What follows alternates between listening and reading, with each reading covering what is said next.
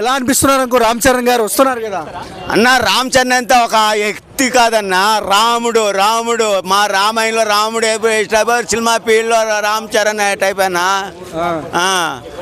Shankar movie, Shankar కాంపిటీషన్లో వచ్చే cinema సంక్రాంతిలో మళ్ళీ 100 సంక్రాంతి పండుగ చేసుకున్నంత ఆనందం అన్న.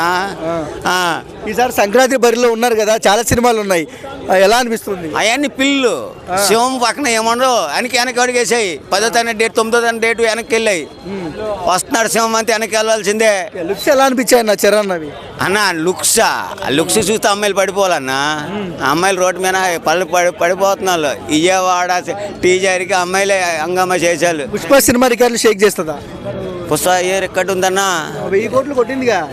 2000 3000 టికెట్ పెడితే ఇదే 2000 కోట్లు కొడుతుంది. 10 రూపాయలు టికెట్ నోటే 100 కోట్లు దాటే సినిమా ఇది.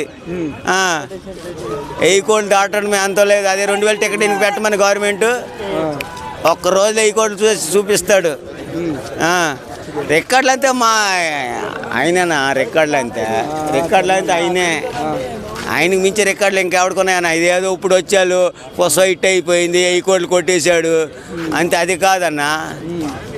రాజమౌళి కానీ గొప్పోడా చెప్పు? రాజమౌళి అన్నయ్య కానీ గొప్పోలా వీళ్ళు?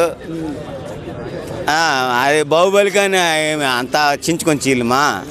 కొంతమంది సినిమా అంటే సాంగ్స్ ఇవి అవి అని కొంతమంది ట్రోల్ చేస్తున్నారు కదా, వాళ్ళకి ఏం చెప్తావు అంకుల్? 1 wordలో చెప్తావు, ఒక ముక్కలో చెప్తావు. 10వ తారీఖు చెప్తూ కొట్టినట్టు దెబ్బ. ఎవరు ఎంచిన అంతలే లుక్ చిన్నగా ఇది అది అంతలే. 10వ తారీఖు చెప్తూ కొట్టినట్టు చూపిస్తాడు. ఒక్కో టెప్కి అలే కొబ్బరికాయ కొట్టుకోవాలి.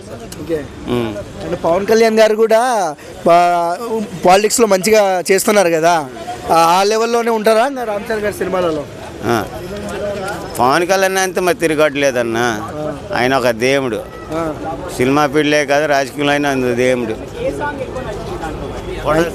ప్రొడక్షన్లో కానీ ఆయనకే కానీ భోజనాలు కానీ ఆయనకే కానీ ఇవ్వాలంటే ఆయన తర్వాత ఇంకెవడు లేదన్న.